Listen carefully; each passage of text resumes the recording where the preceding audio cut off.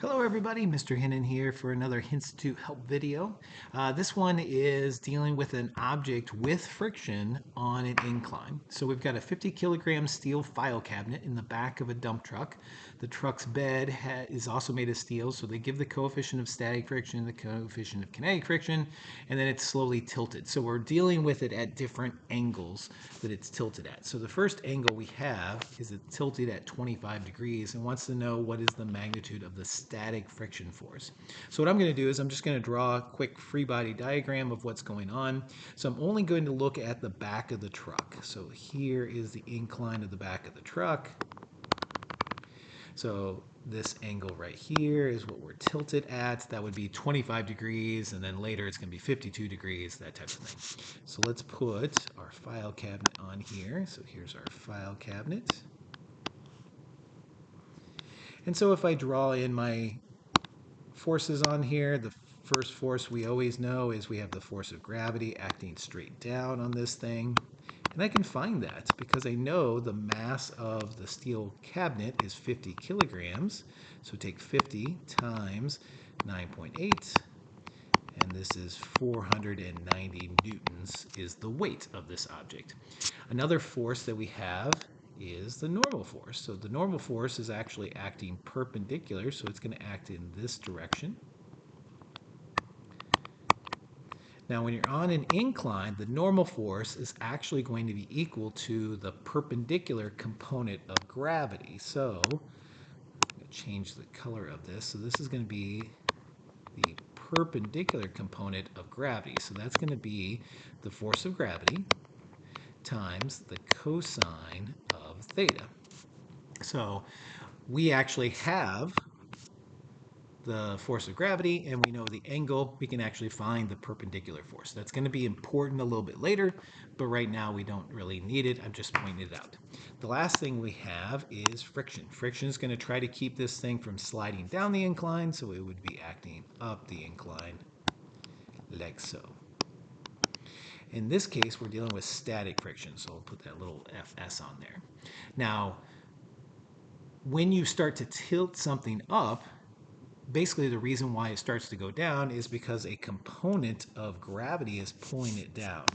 The component that's actually pulling it down would be the parallel component. So we have a parallel component here that's trying to pull this down. So I'm going to write this over here, that the parallel component of the force of gravity, which is the force of gravity times the sine of our angle, should be what's causing it to be pulled down. If we're looking at it tilted at 25 degrees, it doesn't say whether it's moving or not, but since we're dealing with static friction, I'm assuming it's not moving.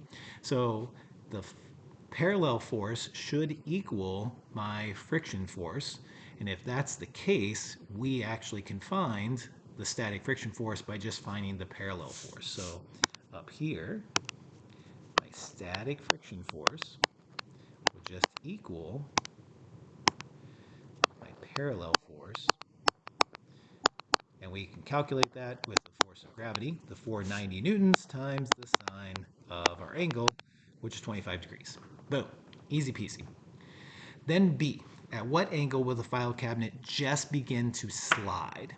So in that case, what we're going to do is we don't know the angle, but we're actually going to set it up the exact same way. We want the static friction to equal our parallel force, but this time it's going to be the maximum static friction. So the maximum static friction is equal to mu s times my normal force. So that is going to equal the parallel force. Now I'm going to play around with this, and I want to kind of show you something that's kind of neat. We actually know the coefficient of static friction is 0.8, but if I put in how I find the normal force, which is the perpendicular force, and how I find the parallel force, I just want to show you mathematically what happens here. So on the left side, I'm going to end up, so I'm going to write it like this, I would have mu s. My normal force here is going to be this. So this is going to be the force of gravity times the cosine of theta. Then over here for the parallel force, that's going to be the force of gravity times the sine. And what I'm after is I actually want to know what theta is. And so it looks like, wait a second, this is going to be too hard. I have two thetas. I don't know how to go about this. But since everything on the left side is multiplied by gravity, everything on the right side is multiplied by gravity, I can actually cancel out the force of gravity. That's actually not relevant. What I do know is I know what mu s is, but I'm trying to go after theta. So I want to kind of bring them together. So what I'm going to do is I'm going to divide both sides by cosine theta. And if you start to see this, I think you're starting to probably guess what I'm actually going to do. I'm going to use the eraser and I'm going to go ahead and erase all this. Goodbye. And all I'm left with is mu s. I don't have the force of gravity anymore, and I have sine theta over cosine theta. But what is sine theta over cosine theta equal to? If I remember my trig, that's equal to the tangent of theta. So this is kind of neat, that if you actually know the coefficient of static friction, the angle at which it just starts to slide, in other words, where the parallel force is equal to the maximum static friction force, is going to be equal to the inverse tangent of that coefficient. So we can actually use this to solve this lovely problem. So that's kind of a neat one for part B. Then in part C, it says, what is the acceleration of the file cabinet when the bed is tilted at 52 degrees? Again, my free body diagram really hasn't changed. The only thing that's changing is the angle. Now, when I think about this in terms of Newton's second law, the acceleration should be equal to the net force divided by the mass of this cabinet. So I know the mass of the cabinet is 50 degrees, but how do I find that net force? So I'll just leave mass down here. Well, it's going to accelerate down the incline. So I really have just two forces. I have a parallel force that's down the incline, and then I have friction trying to hold it back.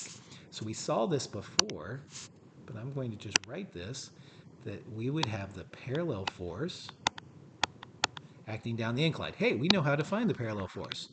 It would be Fg times the sine of theta. We have theta. Theta is 52 degrees. So it's 490 times the sine of 52 degrees. Excellent. Another one that we have is we have to subtract off friction. So we're going to subtract our friction force. But now it's going to slide. We want the acceleration of this thing. So we're not dealing with static like we were in A and B. We're going to deal with kinetic friction.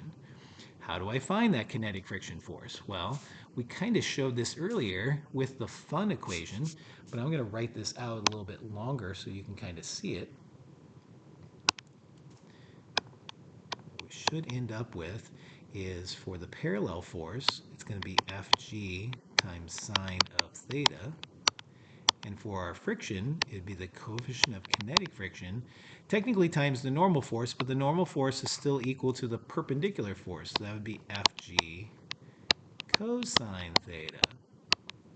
And then divide that whole thing by the mass, and ba-bam, we have a way of finding our acceleration. Looks a little bit complicated, but we start with our free body diagram. We're using Newton's second law. We're using our fun equation. We should be able to kind of tweak all those things out. So I hope that helps, and you enjoyed this Henstitute Help video.